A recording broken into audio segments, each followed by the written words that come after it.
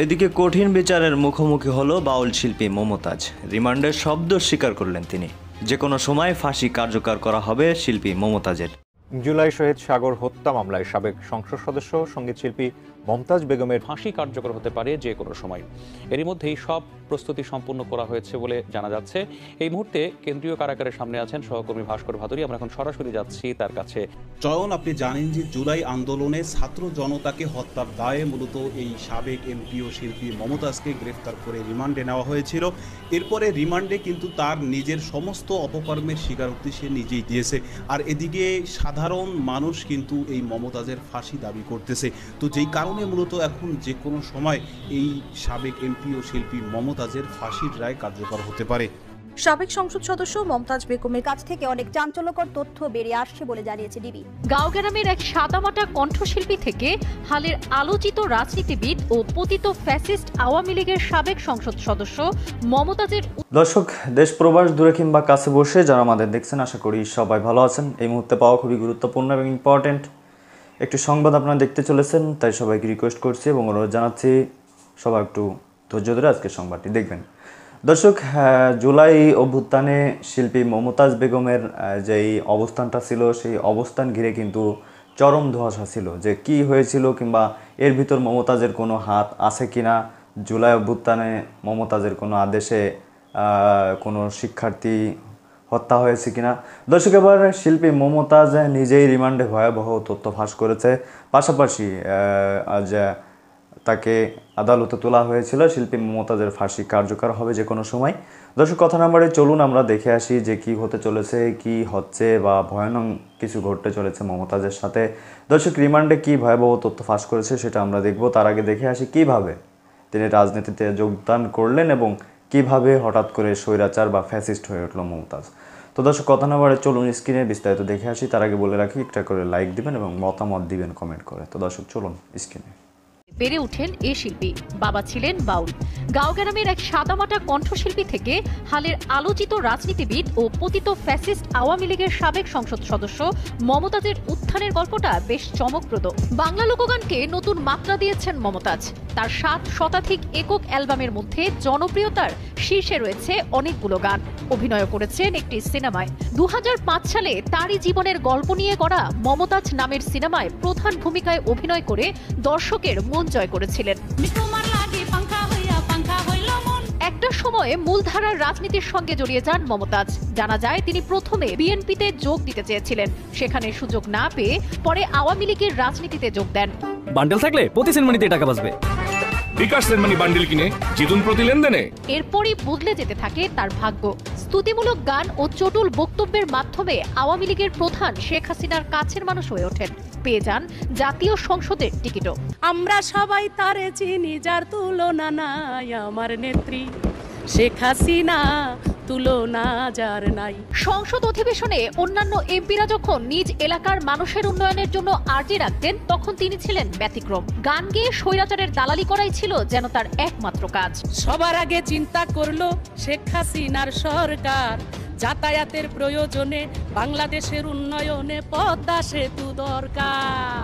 24-এর 5 August গণ আন্দোলনের মুখে দেশ জুড়ে নারকীয় গণহত্যা চালিয়ে ফ্যাসিস্ট হাসিনা ভারতে পালিয়ে গেলেও তার কিছু দোসর সাবেক এমপি মন্ত্রী ছিলেন এই বাংলার মাটিতেই। তার মধ্যে একজন মানিকগঞ্জ 2 আসনের সাবেক সংসদ সদস্য ও কণ্ঠশিল্পী মমতাজ বেগম, যিনি সম্প্রতি পুলিশের হাতে গ্রেপ্তার হয়েছেন।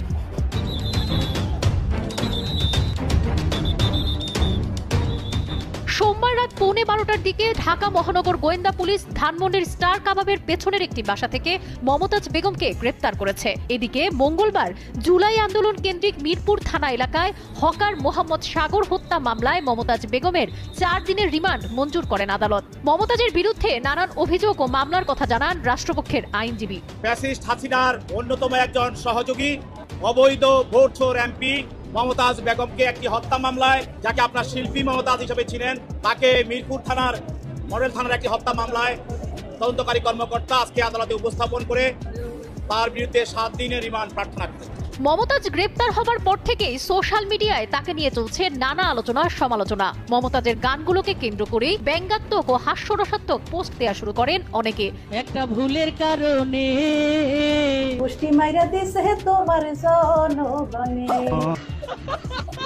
বিভিন্ন সময় দেয়া মমতাজের বক্তব্য নিয়ে কেউ কেউ তাকে বিদ্যুতের ফেরিওয়ালা বলেন, আবার যাত্রাপালার নর্তকী বলেও উল্লেখ করেন। কুরআন হাদিস নিয়েও বিতর্কিত মন্তব্যে জড়িয়েছিলেন মমতাজ। ফেরিওয়ালারা যেমন ঘুরে আর বলে চুরি বলে রাখবেন নাকি ভাই, এরকম বিদ্যুতের অবস্থা আমাদের হবে, আমাদের ঘুরতে হবে যে বিদ্যুৎ রাখবেন নাকি বিদ্যুৎ, তবু আমরা কাস্টমার খুঁজে পাবো না, গ্রাহক খুঁজে পাবো না। সাবরিনা কাজী, কালের কণ্ঠ। মানিকগঞ্জের সিংগাইরে অনেকের কাছে মূর্তিমান আতঙ্কের নাম কণ্ঠশিল্পী মমতাজ। একসময় পথঘাটের বাউল শিল্পী থেকে সংসদ সদস্য, নির্বিচারে কামিয়েছেন কোটি কোটি টাকা। ক্যাডার বাহিনী দিয়ে নিয়ন্ত্রণ করতে নিজের এলাকা, ভয়ে আগে কেউ মুখ খোলার সাহস পেতেন না। মানিকগঞ্জ প্রতিনিধি মোহাম্মদ আল আমিন মাহমুদের তথ্য ছবিতে। একসময় মেলায়, খেলায় ও মাঠে ঘাটে গান করে জীবন নির্বাহ করতেন মমতাজ। বিয়ে করেছিলেন বাউল শিল্পী রশিদ সরকারকে। সে বিয়ে টেকেনি বেশি দিন। ঘর বাঁধেন মানিকগঞ্জের সাবেক পৌর মেয়র রমজান আলীর সাথে। সেখানেও সংসার করা হয়নি। এরপর ডাক্তার মঈন খান, কিন্তু স্বামী সংসার টিকেনি কোথাও। একসময় আওয়ামী লীগে যোগ দিয়ে হন সংরক্ষিত আসনের এমপি। পাল্টে যায় জীবনের গতি। দুহাতে কামান টাকা, জুলুম নির্যাতন আর নানা উপায়ে গড়ে তোলেন সম্পদের পাহাড়। সিঙ্গারে 500 শতক জমির উপর নির্মাণ করেন ডুপ্লেক্স বাড়ি, কোল্ড স্টোরেজ, রেস্টুরেন্ট, মেলার স্থায়ী মঞ্চ। মানিকগঞ্জ ও ঢাকা শহরেও একাধিক বাড়ি ও 2টি হাসপাতাল। এসব করতে ক্যাডার বাহিনী পুষে নিয়ন্ত্রণ করতেন সিঙ্গাইর উপজেলা। মানুষের উপর নেমে আসে জুলুম নিপীড়নের খড়গ। হরিরামপুরের বালুমহাল সহ বিভিন্ন টেন্ডারবাজি থেকে কামিয়েছেন অঢেল টাকা। গান গাইছে, গান গাওয়া ভালোই আসলো, এমপিতে যায় তো চোখ গেছে ওনার মিথ্যা কথা বইলে রেকর্ড ছাড়াই জমি নিয়ে রাস্তা করছে। গোবিন্দলবাসীর উপর এক নারকীয় হত্যাযজ্ঞ চালায় এবং বৃষ্টির মতো গুলি বর্ষণ করতে থাকে। সেখানে 4 জন গুলিবিদ্ধ হয়। ভিন্নমত দমনে তার নিষ্ঠুরতা মানুষের মুখে মুখে। 2013 সালে আওয়ামী সন্ত্রাসী ও পুলিশের গুলিতে সিঙ্গারের গোবিন্দলের 4 জন মানুষ প্রাণ হারায়। বিভিন্ন সময় গুলিবিদ্ধ সহ আহত হয়েছেন শতাধিক। গুন্ডাগুলো পালতো, সেই গুন্ডাগুলো নিয়ে চলতো ফিরতো, ভূমিদস্যু, জামাত শিবির কিংবা যে বিএনপি লোকজন ছিল তাদের উপর তো আওয়ামী লীগের মানুষ খুব অত্যাচার করছে। বাড়ি ভাঙচুর, জায়গা দখল, জমি দখল, তার শাসনে বলে কয়েকটা জমিটি খুন হয়ে গেছে। এহেন কোনো কাজ নাই যে আমার উপরে অত্যাচার নির্যাতন না করেছে। মমতাজের গ্রেফতারের খবরে আনন্দ ও স্বস্তি প্রকাশ করেন সিঙ্গারের মানুষ। জন্মকালীন সময়টা তো খুবই খারাপ অবস্থায় ছিল তার বাবা। পরবর্তীতে সে গান টান গায়ে কিছুটা করছে, তার পরবর্তীতে আবার রাজনৈতিকভাবে 3 টার্ম এমপি, তার ফলে ভোগ করতেছে। কখনো সংসদে তৎকালীন প্রধানমন্ত্রীকে নিয়ে গান গেয়েছেন, নির্বাচনের প্রচারে কান্নার আশ্রয় নিয়েছেন। এখন এই কথাটা বলার তো কোনো মানুষ নাই। কিন্তু প্রতিশ্রুতি না রাখার অভিযোগও আছে তার বিরুদ্ধে। আছে চাঁদাবাজি, আধিপত্য বিস্তার, সবশেষ হত্যা মামলা হয় তার নামে। সে মামলায় গ্রেপ্তার হন সোমবার রাতে। নানা সময়ে নানা রূপে দেখা গেছে এই সঙ্গীত শিল্পীকে। তার আলোচিত কিছু ঘটনা চলুন দেখে নেওয়া যাক। শিল্পী মমতাজ প্রথমবার সংরক্ষিত মহিলা আসনের সংসদ সদস্য নির্বাচিত হন 2008 সালে। তখন তিনি ছিলেন সিঙ্গাইর উপজেলা আওয়ামী লীগের সভাপতি। এরপর 2014 ও 2018 সালে মানিকগঞ্জ 2 আসনে আওয়ামী লীগের মনোনয়নে সংসদ সদস্য নির্বাচিত হন। 2023 সালের 12 জুন জাতীয় সংসদে বাজেট আলোচনায় অংশ নিয়ে গান গেয়েছিলেন তিনি। আপনার আমার নেত্রী যিনি। সে সময় সামাজিক মাধ্যমেও সে গান ভাইরাল হয়। সেদিন ফেসবুকে আলোচিত বিদ্যুৎ ফেরি করতে হবে বলে তার দেওয়া বক্তব্যের জবাবও দেন মমতাজ।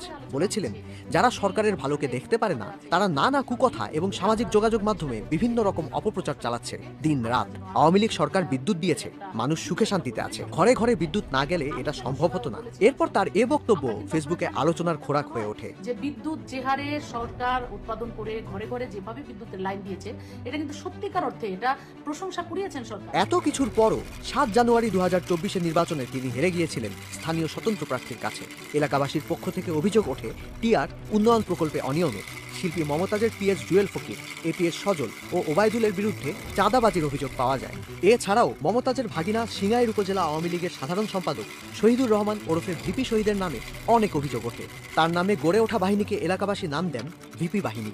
একদিকে এসব অভিযোগ, অন্যদিকে নির্বাচনে হার, সব মিলিয়ে সে সময় আলোচনার তুঙ্গে ছিলেন মমতাজ। 2024 সালে শেখ হাসিনার পতনের পর দীর্ঘদিন কোনো খোঁজ ছিল না মমতাজের। কয়েক মাস পর 2024 সালের 13 অক্টোবর তার ফেসবুক পেজে নিজের গান পোস্ট করেন তিনি। আমার হাত বান্ধিবি পা বান্ধিবি গানটি। প্রশ্ন ওঠে, তিনি কি আবারও প্রকাশ্যে আসছেন? সবশেষ 2025 সালের 12 মে রাত 11:15টায় ধানমন্ডির বাসা থেকে মমতাজকে গ্রেপ্তার করে পুলিশ। পরের দিন 13 মে মঙ্গলবার রাজধানীর মিরপুর থানা দায়ের করা সাগর হত্যা মামলা সহ কয়েকটি মামলায় মমতাজের 4 দিনের রিমান্ড মঞ্জুর করেন আদালত। রিমান্ডে এই নর্তকী মমতাজ সে বিভিন্ন রকম স্বীকারোক্তি ইতিমধ্যে দিয়েছে। তার সাথে আসলে আওয়ামী লীগের বিভিন্ন নেতাকর্মীদের যোগাযোগ ছিল এবং সে যত ধরনের অন্যায় অপকর্ম করেছে বা বিশেষ করে এই যে হত্যা মামলার নির্দেশ দিয়েছে বা যা কিছু করেছে এগুলো সরাসরি আওয়ামী লীগের নির্দেশে, শেখ হাসিনার নির্দেশে সে করেছে, এটাই মূলত সে বলতেছে। অর্থাৎ সে সরাসরি কিন্তু শেখ হাসিনাকেই দায়ী করতেছে যে শেখ হাসিনা তাদেরকে নির্দেশ দিয়েছে বিধায় তারা আবার পুলিশদেরকে নির্দেশ দিয়েছে বা তারা এই গণ অভ্যুত্থানের বিপরীতে অবস্থান নিয়েছে এবং ছাত্র জনতাকে নির্বিচারে হত্যার নির্দেশ দিয়েছে। তো এই শুধু মমতাজ নয়, এরকম এমপি মন্ত্রী যারাই ইতিমধ্যে গ্রেফতার হয়েছে, বিশেষ করে এই হত্যা মামলায় যারা গ্রেফতার হয়েছে, শহীদ আবু সাইদ মুগ্ধ সহ যেই সমস্ত আমাদের মাজলুম ভাইয়েরা এবং নিরপরাধ ভাইয়েরা শহীদ হয়েছে, তো তাদের হত্যার দায়ে আসলে সত্যিকার অর্থে যদি বিচার করা হয় তাহলে সকলেরই ফাঁসি হওয়া উচিত। এটা মোটামুটি বাংলাদেশের সর্বস্তরের জনগণ মনে করেন। এবং এই যে শিল্পী মমতাজের ইস্যু নিয়ে আমি বিগত কয়েকদিন প্রতিবেদন তৈরি করেছি, তো সেখানে আপনার লক্ষ লক্ষ মানুষ আমার সেই প্রতিবেদনগুলো দেখেছে এবং সকলেই পজিটিভ কমেন্টস বা মতামত দিয়েছে। অর্থাৎ যে এই শিল্পী মমতাজ সহ এরকম ফ্যাসিস্টদের আমরা বিচার চাই, এদের ফাঁসি চাই।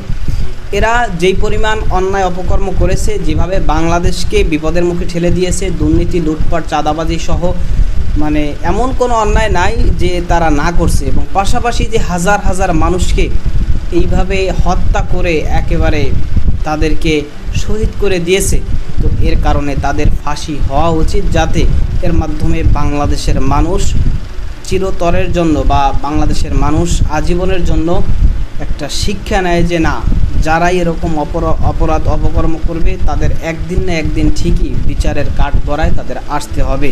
এবং সেই জায়গা থেকে বাংলাদেশে থেকে আস্তে আস্তে করে অন্যায় অপকর্ম কমে আসবে। তো আপনিও এই বিষয়ের সাথে একমত পোষণ করেন কিনা সেটা কমেন্ট সেকশনে জানাতে পারেন। ভালো থাকবেন, সুস্থ থাকবেন। দেখো তো দর্শক, দেখলেন খুব গুরুত্বপূর্ণ প্রতিবেদন। এতক্ষণ আমাদের সাথে থাকার জন্য সবাইকে ধন্যবাদ জানাচ্ছি। দর্শক, এখন এই বিষয়ে আপনাদের মতামতকে অবশ্যই জানাবেন। তো দেখছিলেন আলোচনা, সমালোচনা এবং কয়েকটা প্রতিবেদন। দর্শক, এখন এই বিষয়ে আপনাদের মতামতটা লিখে যান যে আসলে শিল্পী মমতাজ কি আওয়ামী লীগে রাজনীতি করে কি ভুল করেছে। শিল্পী মমতাজ আওয়ামী লীগে ভোট বা আওয়ামী লীগে যোগদান করার আগেও অনেক দলে অ্যাপ্লাই করেছিল, কিন্তু তার নিজের কারণে কিন্তু কোনো দলে তাকে নিচ্ছিল না। তো দর্শক, ভালো থাকুন, সুস্থ থাকুন, দেখা হবে অন্য কোনো ভিডিওতে। আল্লাহ হাফেজ।